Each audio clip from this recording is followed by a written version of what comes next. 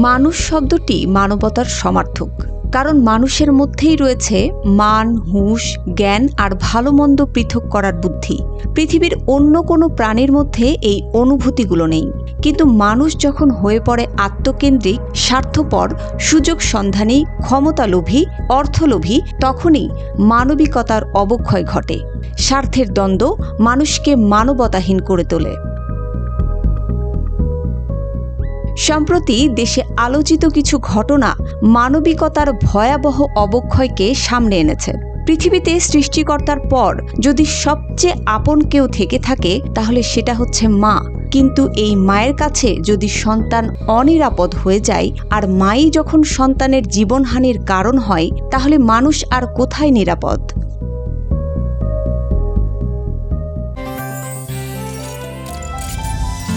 Gazi gas stove রান্নায় আনে শিল্পের ছোঁয়া। আসুন সাম্প্রতিক কয়েকটি ঘটনা একটু পর্যালোচনা করে দেখি। টঙ্গীতে নিজের মা তার 2 সন্তানকে নির্মমভাবে কুপিয়ে হত্যা করেছে। টাঙ্গাইলের মধুপুরে নিজের মা তার 4 মাসের শিশু সন্তানকে মাত্র 45,000 টাকায় বিক্রি করে মোবাইল কিনেছে।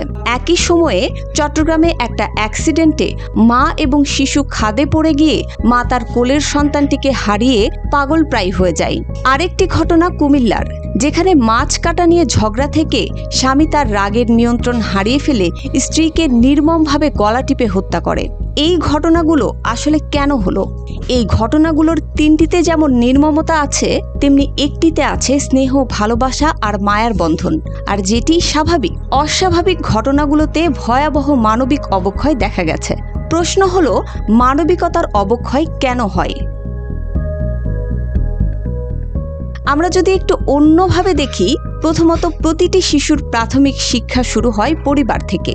পরিবার তার সদস্যদের চরিত্র গঠন করে। সন্তান পরিবার থেকে শিখতে পারে আদব কায়দা, শ্রদ্ধাবোধ, দায়িত্ববোধ, নীতিকথা, নৈতিকতাবোধ, মানবতাবোধ, অর্থাৎ মানব জীবনের মৌলিক আদর্শগুলি। কিন্তু বর্তমানে মানুষ নিজেদের অতীব সুখ বিলাসের জন্য পরিবারের মধ্যে সৃষ্টি করছে ভাঙন, আর এই ভাঙন থেকেই ঘটছে ভয়াবহতা। এখানে নৈতিকতার বিষয়ও মুখ্য। নৈতিকতা হলো এক ধরনের মানসিক অবস্থা যা কাউকে অপরের মঙ্গল কামনা করতে এবং সমাজের প্রেক্ষিতে ভালো কাজের অনুপ্রেরণা দেয়।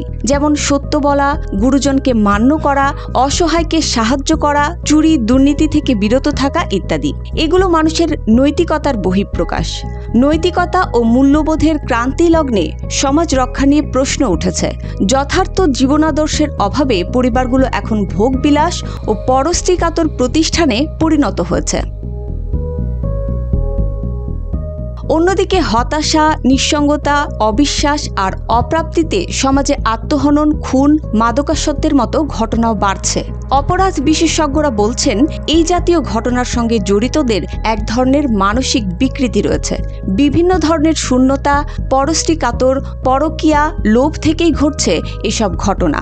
শিক্ষা, সংস্কৃতি, সাহিত্য, শিল্প ও প্রযুক্তি নিয়ে এগিয়ে যাচ্ছে বিশ্ব সভ্যতা। আধুনিক সভ্যতার দৌড়েই হারিয়ে যাচ্ছে প্রচলিত নীতি, নৈতিকতা ও মূল্যবোধ। মুসবা আলিম তিন্নি, জিটিভি নিউজ।